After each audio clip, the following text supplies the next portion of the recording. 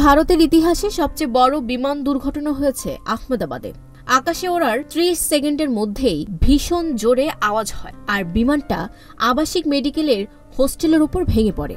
সবকিছু খুব কম সময়ের মধ্যেই ঘটে যায়। তবে আশ্চর্যজনকভাবে 242 জন যাত্রীবাহী বিমানটিতে শুধু একজন ব্রিটিশ যাত্রী জীবিত রয়েছেন, আর কেউ বেঁচে নেই।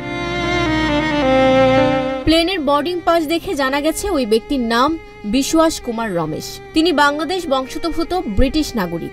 আহমেদাবাদের পুলিশ কমিশনার GS মালিক সংবাদ সংস্থা ANI কে বলেছেন 11A নম্বর আসনে বসেছিলেন ওই যাত্রী এবং তিনি জীবিত আছেন। এখন হাসপাতালে তার চিকিৎসা চলছে।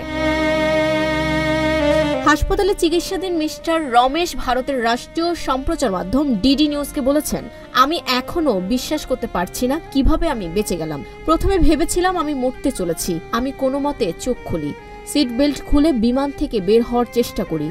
তিনি আরও জানান, বিমানের যে অংশে আমার সিট ছিল সেটি ডাক্তারি পড়ুয়াদের হোস্টেল ভবনে আঘাত করেনি। বিমানের ওই অংশ মাটির কাছাকাছি ছিল। আমার দরজাটি ভেঙে পড়েছিল। একটি ছোট জায়গা দেখতে পাই, সেখান দিয়েই আমি বিমান থেকে নেমে আসার চেষ্টা করি। বিধ্বস্ত বিমান থেকে বেরিয়ে আসার পর তার হেঁটে যাওয়ার একটি ভিডিও প্রকাশ্যে আসে। দ্রুত ভাইরাল হয়ে যায় ওই ভিডিও।